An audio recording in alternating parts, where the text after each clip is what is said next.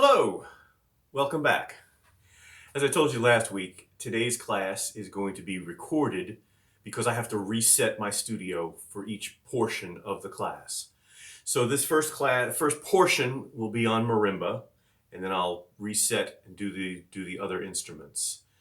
I'm going to record several different videos instead of trying to pause and do it all in one take. I'm going to do several different videos, a different video for each instrument. Today's class is mallet percussion or keyboard percussion.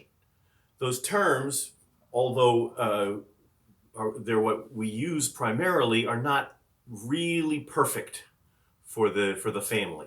We refer to them as mallet percussion because they're played with mallets rather than sticks. The mallets are thin, wooden, usually wooden handles with a rubber or plastic ball, sometimes unwrapped, sometimes wrapped with yarn to soften the tone. They're called keyboard percussion because they're set up like a piano keyboard, the black keys and the white keys. I joke when I do classes for young kids, we don't paint them black and white because they wouldn't sound good, but we have our standard keyboard setup of 2, 3, and 2, and 3 in the black keys, so that's why we refer to them as keyboards. As I said earlier, neither term is absolutely perfect. There are other instruments that are played with mallets, for instance. Cymbals, tom-toms, temple blocks, wood blocks. Many other instruments are played with similar mallets to the keyboard mallets. And some of the family are not set up like a piano keyboard. There are ethnic instruments, especially from Africa. The African ancestor of the marimba is called a balafon. Balafon, and it's a diatonic instrument, and so it has simply a single row of keys. And there are contemporary composers who write microtonal music, quarter tones and the like. The most well-known of those is Harry Partch, if you're familiar, Partch, and he worked in a tuning system that was 47 tones per octave, and he invented and built his own mallet percussion instruments. So obviously they couldn't be set up as a keyboard. However, the most common members of the family are keyboards and played with mallets. And so those are the two terms that we use for the family. There are three things that I think are important for you to know about these instruments. Number one, what's the difference? Even a lot of professional musicians often come up to me and say, I've never been sure. What's the difference between a xylophone and a vibraphone? What is a marimba anyway? So you need to know which is which. Number two, you need to know what you can and cannot strike them with, because some of the mallets are interchangeable and some of them are not. Some that you would use on one instrument might damage the other. So it's important to know what you can and can't play them with. And number three, the ranges and the transpositions. The ranges, as you can see on the handout, are very non-standardized. Most instruments, that's a fairly standard range. You know the low note and the high note that you can write for if you're a composer. The keyboard percussion there are many different sizes, and we'll go into that in greater detail. And some transpose. We'll learn that as we go along. Some are concert pitch, and some are written as transposing instruments. So that's very important for you to know as well. So, first of all, about the mallets. There are three basic types of mallet handles. Two are wood. The first is called rattan, rattan. You're familiar with the term because they make furniture out of rattan. It's a very flexible wood. The second is a dowel, wooden dowel, usually a hardwood like birch, and that is inflexible. The difference between the two is generally personal choice. When we talk about holding four mallets, holding two in each hand, we'll get further into detail with that because that's where the difference between the two woods comes into much greater play. Most students, when they play with two mallets, will prefer the rattan, and when they play with four mallets, a lot of them will prefer the birch. So if I were purchasing for my school, I would get xylophone mallets and vibraphone mallets, primarily rattan, and I would get marimba mallets, primarily dowel. The third type of handle I don't recommend. It's a plastic handle. And it seemed like a good idea at first. And when they started making the plastic handles, they discovered rattan was such a light wood that the plastic became top heavy and not light enough. So they went back to the drawing board and they invented, because you can make them out of plastic, you don't have to have a single thickness. So they invented what we refer to as a two-step mallet. As you can see, the top end by the ball is significantly thinner and therefore lighter than the handle end. And so this is weighted more. Unfortunately, because the plastic is so thin at the top end, it's very delicate. It's very easy to break. I've seen these plastic mallets break much more often than I have a rattan mallet. And that was the idea behind using plastic, was to make it more durable. It didn't work. So I don't recommend the plastic mallets.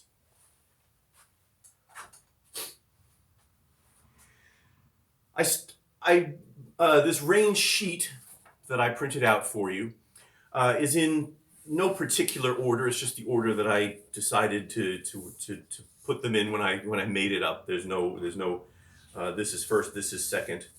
I started with marimba because marimba is the most commonly used for percussion lessons. It's the most versatile, it's the most soloistic, and it's the largest of the family. So we're starting with the marimba. The marimba, the keys are made of wood. Generally, they're made of Honduras rosewood. A lot of student model marimbas will be made of synthetic, will be made of fiberglass. And I highly recommend that for a school, and especially if you're using it for marching band and you're going to play outdoors, you absolutely need to have a synthetic bar instrument. Some very well-to-do schools have some rosewood instruments for their indoor and plastic instruments for their outdoor. For a lot of school districts, that's not practical, and so you end up with using synthetic bar instruments exclusively. The third thing that you can make a marimba bar out of is an African hardwood called Paduk, P-A-D-U-A-K. As you may know, rosewood is an endangered species, and so it's becoming more and more difficult for marimba builders to obtain the wood to make the marimba bars.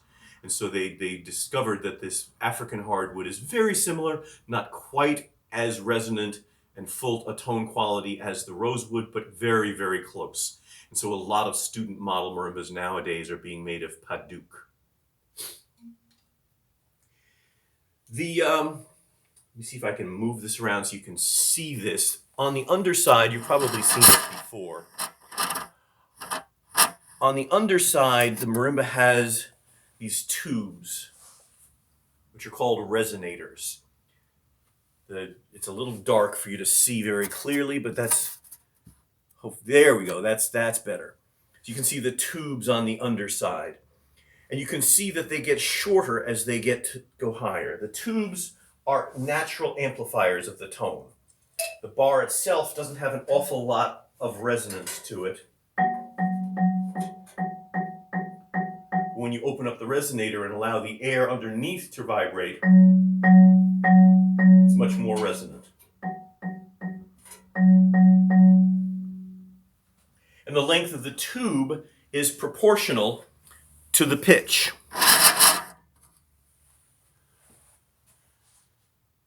So, as you saw on the underside, the higher the pitch, the shorter the resonator. The lower the pitch, the longer the resonator. Now, there are some models you may have recognized or remember back to seeing some of the instruments that TCNJ has, where they have an arch shape and the high-end resonators get long again. And what that is simply for show, because the tube itself is capped. So the rest of that resonator is purely for show. Somebody decided they thought it would look nicer with that arch shape than the resonator simply getting smaller. So some models will have that arch shape, but it's only a short percentage of that tube is actually being used for resonance. The range of the marimba is the least standardized of this family. As you can see on the page. So the minimum size for a concert marimba is 4 octaves. The C below middle C, 4 octaves up, to the C 5 ledger lines above the treble staff. 5 ledger lines above the treble staff. The letter, and one of our 3 marimbas at TCNJ is a 4 octave. The second one, referred to as a concert grand, simply adds 3 more notes. Instead of the C being the lowest note, it goes down to the A below the bottom space bass clef.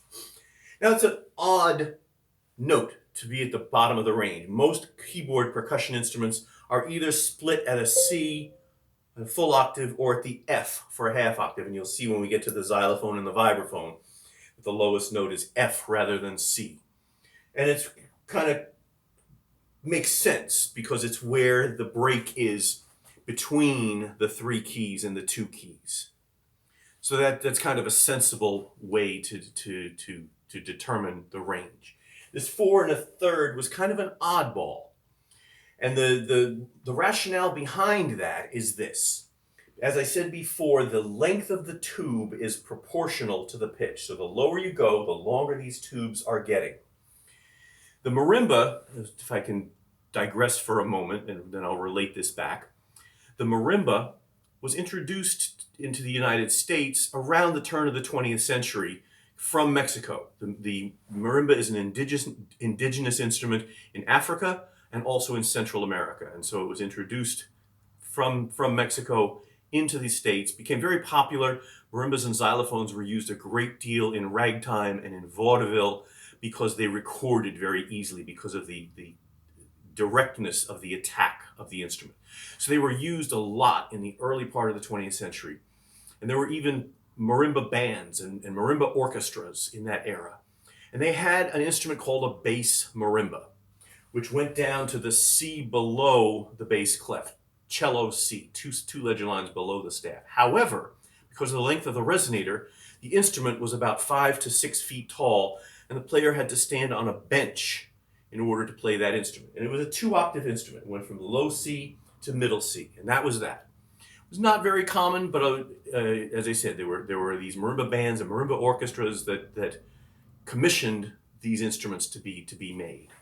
So we had the standard marimba that went down to low A, and my guess is that was simply how low you could go before the resonator hit the floor and you had to make the instrument taller and stand on something. So that was the lowest concert marimba for many, many years, as you see on the chart. Very common, especially at the college level. When I was in college in the late 70s, early 80s, this was the industry standard. That's what every college, every university music department had was the concert grand 4 1/3 octave marimba.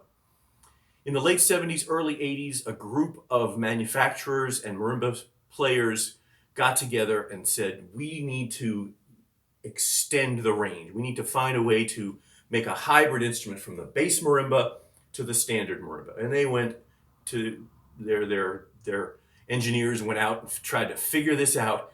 And they came up with several different solutions for extending the length of this resonator without raising the height of the marimba. The most common, as you'll see when you look at TCNJ's concert marimba, was to curve the resonator. So the tube gets to the floor, and then it bends, and then it bends back up. And so it's kind of a J-shaped tube. Another company decided that the tubes could be oval instead of circular. So they made the resonators an oval shape. And a third philosophy, if you can see once again on my marimba, the resonators are shaped like bell bottoms. They get larger, they get wider as they go down.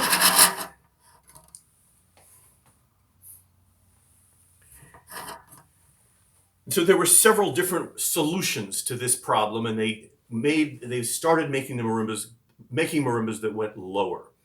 As you can imagine, there's a slight difference in tone quality between the bending, the oval, and the bell bottoms. They're slightly different. They have slightly different overtones, but they all three accomplished the purpose, lowering the range of the marimba. So the very next instrument that was developed was a 4.5. As I said before, the F, the very common low notes. They went from the C to the A, and the next thing they went was down to the F,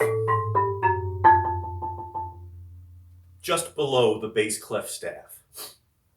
Now that was a very short-lived instrument. A couple of companies still make them, but they're not very popular. This is why. The marimba players went back to the drawing board, went back to the engineers and said, that's really wonderful.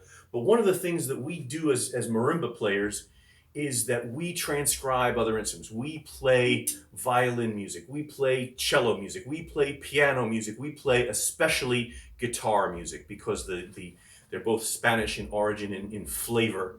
And so, and the way the marimba and the guitar can arpeggiate gives a lot of similarity between the two. And so marimba players love to transcribe guitar music. The lowest note of the guitar is the E below the bass clef staff. So the soloist said, we need one more note. F is great, but we need to go one note lower to be able to do guitar transcriptions. And so they went from the letter C to the letter D fairly quickly. As a matter of fact, the first company to produce the letter D, the 4 2/3 octave marimba, called it a +1 model because it simply had one more note. And then the final development, after the 4 1/3 came out, after the 4 2/3 came out, the final development, they went back to the drawing board. They said, this is great. The bass marimba goes down to the C below the staff. It's the lowest note of the cello. We can do cello transcriptions.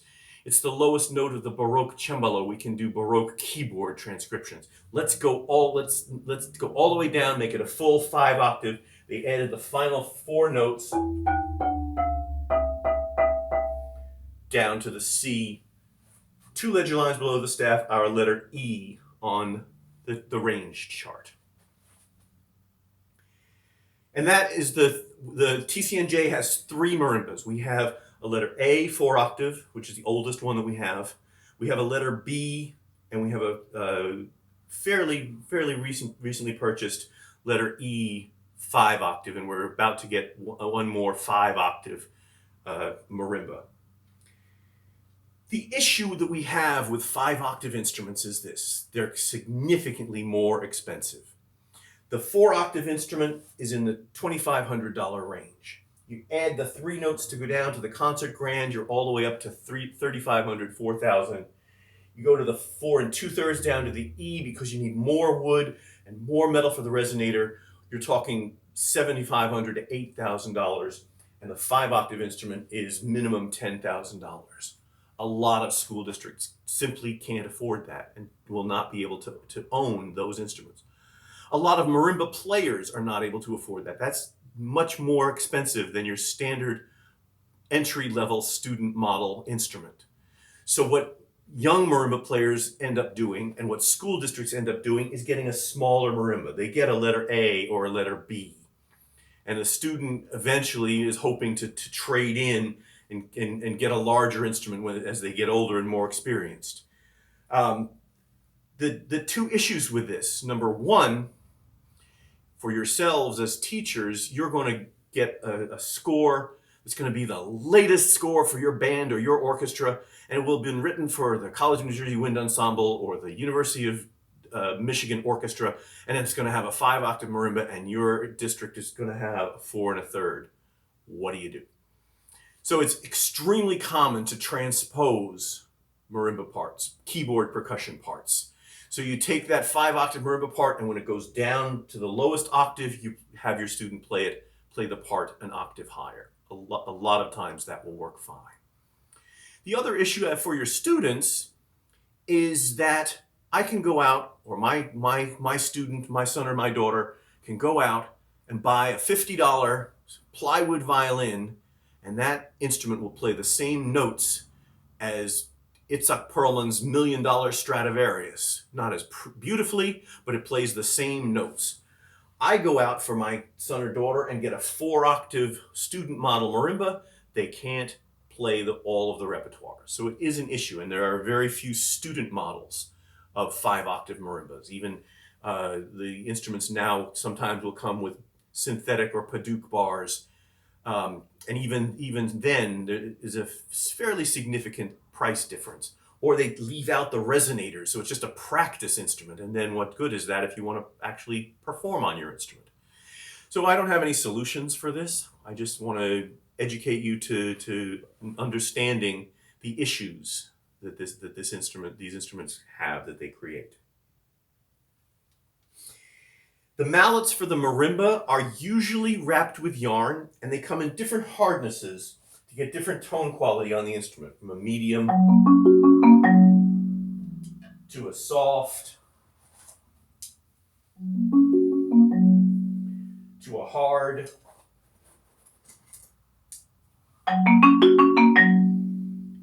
All different tone qualities. And as I've mentioned before, this is the primary way that percussionists vary the tone quality of the instrument, is by using different mallets. The medium mallets can pretty much play the full range.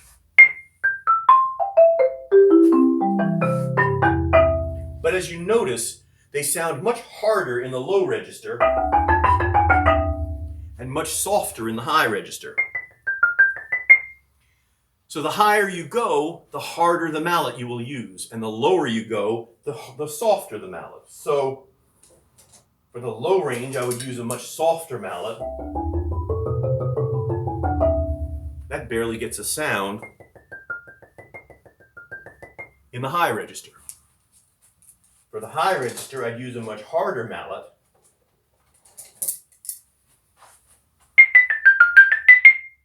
Which actually is too hard to play in the low register. You get a very glassy, doesn't sound good, and it's very easy to crack the marimba bar if you play with hard mallets in the low register. So it can be difficult finding the right pair of mallets to play the entire register. Often what players will end up doing is having soft mallets in the left hand and hard mallets in the right hand. It's a very common solution to this. Marimba mallets can also be unwrapped. The difference primarily between wrapped and unwrapped is the attack. There's very similar hardness between the two, but the rubber gets a little bit more definition, a little bit more tick, a little bit more articulation to the tone. Note that this is a soft rubber. We'll get into harder rubber mallets when we get on to the xylophone, for instance. But for marimba, it would be a soft to a medium rubber, and much more commonly with yarn wrapped.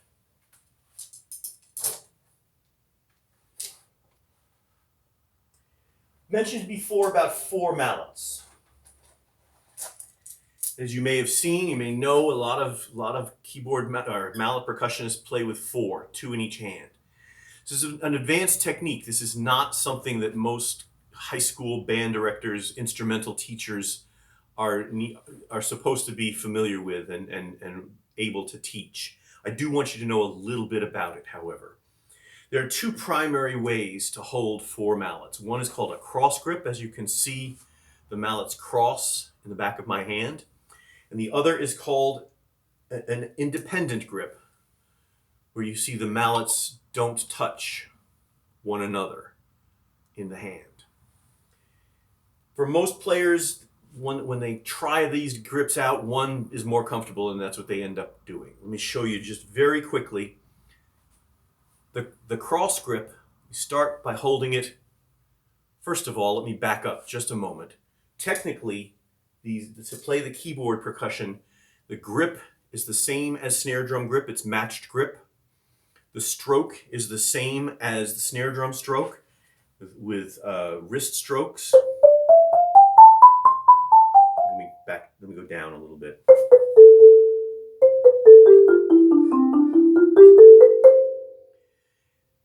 on the keyboard percussion, it's even more crucial to restrict the arm movement. I use the arm as a horizontal motor and the wrist as a vertical motor. And I try to keep as low to the instrument as possible. The higher you get from the instrument, the more difficult it is to play accurately and fast.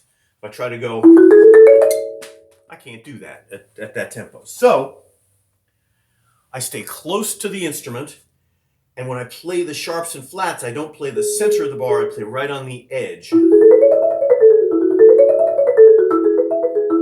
I'm able to place rapidly and accurately by playing low to the bar, low to the instrument, and edge on the sharp bar. So I don't have to go to the edge. Much simpler to do. So that's the basic grip for the instrument. Now back to the 4-mallet grip. I start out with a basic matched grip. I move the stick one joint over. So now instead of between the thumb and the index, it's now between the index and the middle finger. And I lay the other mallet down on top of that mallet as a crossed, which is, as I said, we refer to this as cross grip. So this is crossed. Now I close my hand. I end up holding this mallet, the second mallet, the exact same way that I used to hold the single mallet. So they cross. The basic stroke is either a turn of the wrist out and in, or back and forward.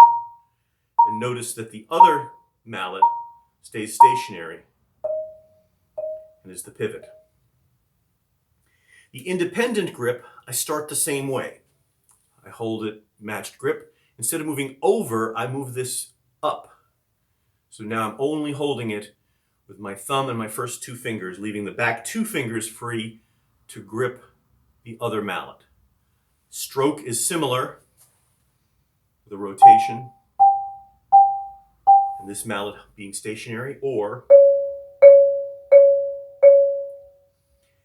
now this grip is personal preference. For most players, however, the cross grip players more often prefer the rattan handle, and the independent grip players more often prefer the wooden dowel. One last thing, the cross grip is usually, most people refer to it as a Burton grip. It's named after the famous vibraphone player Gary Burton.